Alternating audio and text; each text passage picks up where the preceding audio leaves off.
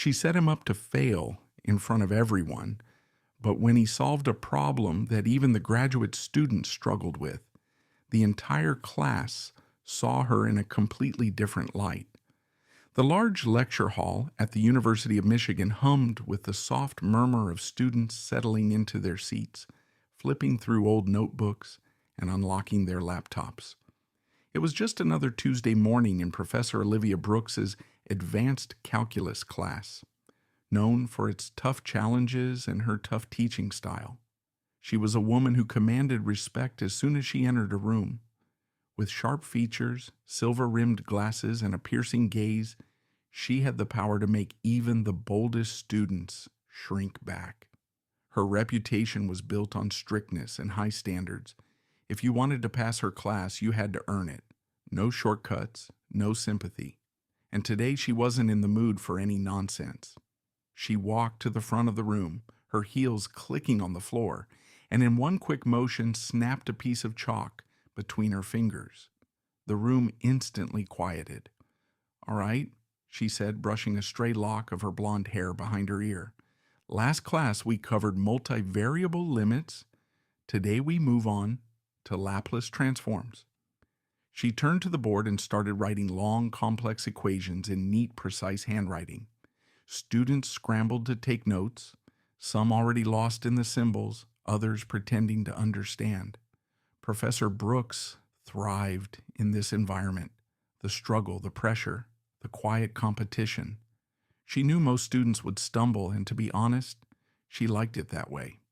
It proved that only the truly brilliant belonged in her class. That's how she saw it anyway. Somewhere in the middle of the room, one student sat quietly, tapping his pen against his notebook. He wasn't panicking or struggling. In fact, he seemed bored. His name was Jake Matthews, tall, slim, and always dressed casually in a hoodie and jeans. Jake wasn't the type to draw attention to himself. He rarely spoke in class and never tried to make a scene. But beneath his calm exterior, his mind worked faster than most. Numbers, patterns, equations, they came naturally to him in ways they didn't for others. He looked at the board, his eyes scanning the equation. Something wasn't right, just a small mistake, but a mistake nonetheless. Jake paused. He could ignore it. No one else seemed to notice. But if Professor Brooks caught it later, she might backtrack and waste time fixing it. But before he could decide, another student raised her hand timidly. Professor Brooks, I think there's a mistake in the second line," she said, her voice uncertain. The professor turned slowly, raising an eyebrow. "A mistake?" she repeated, as if the very suggestion was an insult. She scanned the board and then smirked. "There is no mistake," she said flatly. The girl's face turned crimson, and she quickly looked down, embarrassed. Jake exhaled, shaking his head slightly. He hated this, the way some professors dismiss their students, acting as if they were incapable of making mistakes. Before he could stop himself, his hand was in the air. "Actually," he said calmly, "there is a mistake." A ripple went through the room. Heads turned. Professor Brooks's expression didn't change, but there was a brief flicker of irritation in her eyes. "Oh," she said, crossing her arms, "enlighten me." Jake stood up, not out of arrogance, but because he preferred to speak while standing. "It's in the second step," he explained, pointing to the board. "You applied the transformation to the wrong term. The coefficient doesn't carry over that way. If you solve it using your method, the final answer doesn't match the expected result." Silence. Professor Brooks's jaw tightened as she turned back to the board, scanning her own work. Then she saw it. The mistake. Her grip on the chalk tightened. For a moment, Jake thought she might just admit it and move on. But instead, her lips curled into a tight smile. "Well, Mr. Matthews," she said, turning to face him, "since you're so confident, why don't you come up here and show us the correct way?" A few students chuckled under their breath. Jake could hear the unspoken message in her words. She didn't want to acknowledge that he was right.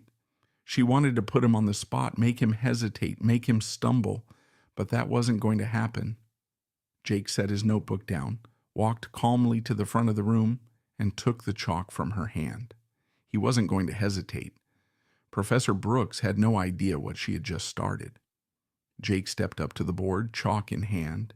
He could feel the weight of the room pressing in. Silent expectations. The professor's gaze burning into his back. The quiet murmurs from students wondering if he was about to make a fool of himself. But Jake wasn't nervous. With smooth, deliberate strokes, he erased the incorrect part of the equation and rewrote it. His handwriting wasn't as neat as Professor Brooks, but that didn't matter.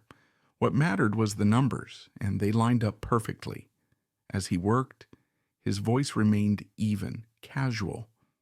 The mistake was in how the transform was applied. You carried the coefficient outside too early, which changed the integral limits. But if you solve it this way, it keeps the function intact. The room was silent, except for the soft scratch of chalk against the board. He finished the equation, set the chalk down, and stepped back. Then he turned to face Professor Brooks. She stood rigid, arms crossed, lips pressed together. She wasn't used to being corrected, especially not in front of a lecture hall full of students. Jake could see it in her eyes. She wanted to dismiss him, brush it off, maybe even find a way to twist the situation to make herself look right. Instead, she took a slow breath and nodded curtly. "Fine," she said. "You corrected it. Congratulations." Some students exchanged glances. That was it. No acknowledgement, no actual praise. Jake didn't need it. He just returned to his seat, feeling the eyes of his classmates on him. Some were impressed. A few seemed irritated, probably the ones who thought he was showing off. But he wasn't. He just couldn't stand errors, especially ones that could have been avoided. Professor Brooks turned back to the board and wiped away his work.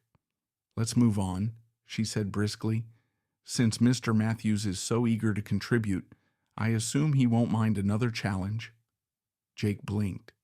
"Excuse me?" Professor Brooks was already writing again, this time a much longer equation. It sprawled across half the board, filled with integrals, limits, and a particularly tricky differential component. She finished the last symbol with a flourish and turned to face him. "Since you have such a keen eye," she said, "solve this." A few students shifted in their seats. Jake stared at the equation. He knew exactly what she was doing. She wanted to make an example out of him. This wasn't a normal question, not for this level. The complexity alone made it clear. She didn't expect him to get it right. She expected him to hesitate, stumble over the steps, maybe get partway through before realizing he was in over his head. She wanted to prove that he wasn't as smart as he thought he was. Jake exhaled through his nose. "Fine." He stood again and walked back up to the board. A few students chuckled under their breath, clearly expecting him to struggle. Professor Brooks smirked, stepping back and folding her arms. "Take your time," she said. But Jake didn't need time. He picked up the chalk and started writing. No hesitation, no second guessing, just solving each symbol, each number. It flowed from his mind to his hand effortlessly. He didn't even pause to think. His brain was already 5 steps ahead, visualizing the solution before his fingers had finished the previous line. The room grew quieter. The murmurs stopped. Professor Brooks's smirk faded halfway through the equation. Jake glanced at her. "I assume you want the solution in terms of exponentials instead of trigonometric functions?" he asked. She didn't answer, so he kept going. A few more steps, a few simplifications, and then done. He underlined the final answer and turned around, casually setting the chalk back on the tray. Silence. Deep, consuming silence. Then somewhere in the back, a single student let out a low whistle. Professor Brooks's expression remained unreadable as she scanned his work, line by line, searching for an error, anything she could use to dismiss it. But there was nothing. He had solved it, Not just correctly, but elegantly. The solution was clean, efficient. A few students started whispering, and a few others leaned forward, clearly realizing what had just happened. Jake crossed his arms. He wasn't smiling, he wasn't gloating, he was just waiting. Professor Brooks finally spoke, her voice tighter than before. Lucky guess. A few students laughed under their breath, but not at Jake. He tilted his head slightly. It wasn't a guess. Professor Brooks exhaled sharply through her nose. "Sit down, Mr. Matthews," she muttered. Jake turned and walked back to his seat, feeling the shift in the room.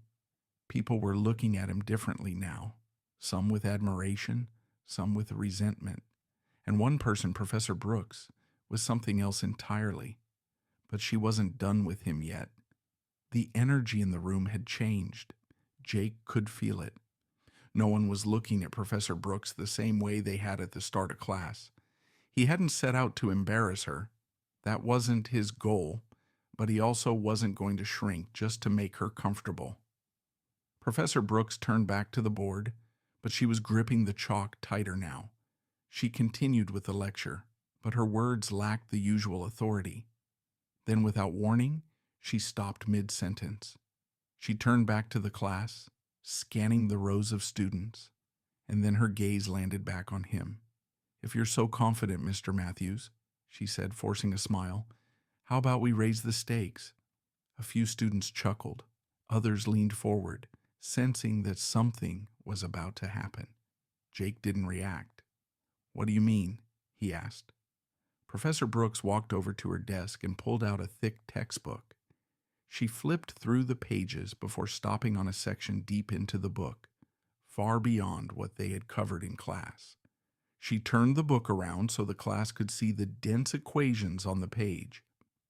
"This," she said, tapping a particularly intimidating problem, "is from an advanced graduate level course, something I wouldn't expect any undergraduate to be able to solve." A murmur rippled through the room. "But since you seem to have a natural talent for this, why don't you prove it?" She smiled, but her eyes were sharp. Jake exhaled slowly. He could see exactly what she was doing. This wasn't about math anymore. She wanted to break him. This wasn't a test of skill. It was a power move. She wanted to push him past his limit, make him struggle in front of everyone. Maybe he'd get partway through, hesitate, and then she'd step in, reminding the class why she was the authority in the room. He could refuse. He didn't owe her this. But the way the students were watching him, the way some were waiting for him to back down, made his decision for him. He stood up. Professor Brooks's smirk wavered for just a second. Jake walked to the front of the room. She handed him the textbook, but he didn't even look at it. He had already memorized the problem without a word. He picked up the chalk. He knew the strategy. She'd pulled this trick before, picking something just out of reach to humble students who thought too highly of themselves. But she had miscalculated. Jake lived for problems like this. He started writing, his movements controlled and deliberate. The problem was tough, no question about it. But tough didn't mean impossible. As he worked, the whispers in the room faded. The only sound was the chalk against the board. He didn't rush. He let each step unfold naturally, flowing from one equation to the next. Every simplification, every transformation. It was all leading to the inevitable answer. And then finally he boxed the final result. He turned back to the class. Silence. Professor Brooks's face was unreadable, but her clenched jaw and the stiff way she held herself told him everything. She had thought this would put him in his place. Instead, he had just made her look like a fool. A student in the back let out a low laugh, shaking his head. "Yo, what?" Even the students who had been skeptical were now staring at Jake differently. Professor Brooks's hand twitched slightly at her side. She had to say something. She had to regain control of the room. "You've skipped a step," she said, her voice sharp. Jake raised an eyebrow. "No, I didn't." Her fingers curled slightly. "Yes, you did." Jake turned back to the board. Scanning his work, then without missing a beat, he pointed to a section near the middle. This step here, where I simplified the partial fraction decomposition, that's what you're talking about. Professor Brooks didn't answer. Jake nodded. I didn't skip it. I just did the calculation mentally because it was straightforward. The class was dead silent. Professor Brooks's face tightened with every passing second. Jake turned back to her. But if you'd like, I can write it out the way you said. It wasn't cocky. It wasn't even challenging. It was just matter of fact. And that made it worse. He wasn't trying to make her look bad. She was doing that to herself. Professor Brooks inhaled sharply. No, that won't be necessary. She turned back to her desk, setting the textbook down a little harder than she needed to. Jake could feel the shift in the air. He had just turned the class against her. But Professor Brooks wasn't going to let this end here. She turned back to the class, her face composed, but her grip on the desk betrayed her frustration. Jake sat down, but he knew this wasn't over. The way she stood there, her posture too stiff, her jaw too tight, she was trying to figure out her next move. The students, meanwhile, were still processing what had just happened. Some were exchanging glances, others whispering in low voices. Then, a hand shot up from the second row. Professor, a student named Brian, called out. One of Professor Brooks's favorites. If he got it right, doesn't that mean Daniel just solved a graduate-level problem? Shouldn't that, mean something? Professor Brooks's lips pressed into a thin line. Brian wasn't wrong, but admitting that would mean acknowledging that she had underestimated Jake. I never said it was impossible, she responded smoothly. Only that it would be difficult for an undergraduate. There was something slippery about the way she said it, like she was already trying to rewrite what had happened. Jake let out a slow breath, staring at the desk in front of him. He wasn't looking for validation. He didn't need her approval, but the class did. They needed to see what was happening here. Another student raised their hand. So if he got it right, does that mean he should be in a more advanced class? Professor Brooks didn't answer right away. She glanced at Jake for a moment, something flickering in her eyes, an assessment. Then finally she smiled. I think, she said, her voice softer now, Mr. Matthews would benefit from an academic challenge.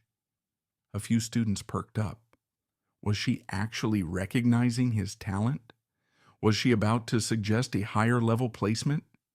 Jake wasn't convinced, which is why Professor Brooks continued, I'd like to invite him to a little competition. The murmurs started again. Jake frowned. What kind of competition? Professor Brooks walked over to her desk, pulling out a folder. She flipped it open, scanning the papers inside. There's a university-sponsored mathematics symposium coming up next month. Some of the best students from different schools in the region will be competing. It's a rigorous, high-pressure environment, not just about solving problems, but about doing it under time constraints, with an audience. She looked up, her eyes locking onto his. I assume you'd be up for it? Jake immediately understood what she was doing. This wasn't an opportunity, it was a setup. She wasn't just testing his math skills anymore. She was testing his ability to handle pressure. She wanted to see if he could perform outside the comfort of a classroom. If he failed, it wouldn't just be in front of his classmates, it would be in front of professors, graduate students, and some of the best minds in the field. He could feel the weight of the room. People were waiting for his answer. If he backed down now, it would look like he had just gotten lucky today, that he wasn't actually as capable as he seemed. And if he accepted, he'd have to win. Jake exhaled, then nodded. Once I'm in. Professor Brooks's smile didn't reach her eyes. Excellent. But she wasn't finished with him yet. The news spread fast. By the time Jake stepped out of the lecture hall, students were already whispering about it in the hallways. A few nodded at him with newfound respect. Others looked at him the way people look at an athlete about to enter a championship game. Curious, expectant, waiting to see if he'd live up to the hype. Jake barely paid attention. He had bigger things to focus on. The symposium was in 4 weeks. That meant he had 4 weeks to prepare for a competition that others spent months, sometimes years, training for. That night, he sat in the campus library surrounded by textbooks, notebooks filled with calculations, and a half-empty coffee cup that had long since gone cold. He had always loved math, but this felt different. It wasn't just about numbers anymore, it was personal. Burning the midnight oil, Daniel looked up to see Brian standing by his table, hands in his pockets. He shrugged. "Gotta be ready," Brian smirked, pulling out a chair and sitting across from him. "Dude, you're already ahead of half the people who compete in these things. Cartwright's just pissed that you embarrassed her. That's the only reason she threw you into this." Daniel leaned back in his chair. "I know." Brian studied him for a second. "So, why do it?" Daniel thought about that for a moment. He had asked himself the same question more than once. He didn't need to prove anything. He could have walked away and let the moment pass. But he also knew how people like Cartwright operated. If he backed down, she'd use it as confirmation. She'd find a way to frame it. Say he was talented but not disciplined enough, intelligent but not ready for real challenges. She would make sure that's what people remembered. Daniel wasn't going to let that happen. "Because she expects me to lose," he finally said, "and I want her to be wrong." Brian grinned. "Now that I can respect." 4 weeks later, Daniel stood in a large auditorium-style lecture hall at the University of Pennsylvania, staring at the panel of judges and the long digital timer displayed above the stage. Competitors sat in assigned seats, their desks filled with scratch paper, pens, and one simple directive: solve the problems faster and more accurately than everyone else. Professor Brooks was in the audience. She hadn't spoken to him much leading up to this, no encouragement, no advice, just a polite nod when they arrived, as if she were a mere observer instead of the person who had thrown him into this. Daniel knew what she was waiting for. She wanted to see if he'd crack. The timer started. He didn't. The first round was mental math, solving problems without writing anything down. While some competitors hesitated, Daniel's hands moved without pause, punching numbers into the response system faster than the proctors could verify them. The second round was theoretical application, breaking down concepts into proofs. Here, his natural intuition took over. Numbers weren't just numbers to him. They were patterns, rhythms, structures that built upon one another. The third round was speed solving. This was where most people tripped up. Pressure could make even the best students second-guess themselves. But Daniel thrived under pressure. He kept going, ignoring the murmurs, as his name climbed higher and higher on the leaderboard. By the final round, only 2 competitors were still in serious contention: Daniel and a PhD candidate from MIT. The last problem appeared on the screen. It was brutal. Layers of integrals nested within summations, a problem designed to test not just knowledge, but endurance. Daniel's pulse steadied. He exhaled, picked up his pen, and started writing. But what happened next, no one saw coming. As the clock ticked down, the final seconds stretching like an eternity, Daniel's fingers gripped the pen, his mind racing through the layers of the problem faster than he could write. Every part of the equation had to be perfect. No shortcuts, no miscalculations. He could hear the faint scribbling of his competitor, the MIT PhD candidate, who was just as determined. They were neck and neck, each racing to finish first. Daniel's heart pounded, but his thoughts were clear. He saw the pattern, the shortcut no one else would see, and that was it. His hand moved faster, slashing through the numbers, simplifying expressions in ways most students wouldn't even think of. He didn't need to double-check, he knew the final answer. He boxed it and set his pen down. The timer buzzed. Daniel looked up, his breathing steady. His competitor was still writing. The room was dead silent. Then one of the judges stood up, walking over to examine both answers. The tension in the room was thick enough to cut with a knife. After a long pause, the judge raised his microphone. The winner of the 2025 University Mathematics Symposium is Daniel Reed. The room erupted. Some students clapped, some let out audible gasps, but Daniel didn't react right away. He just exhaled, letting the reality sink in.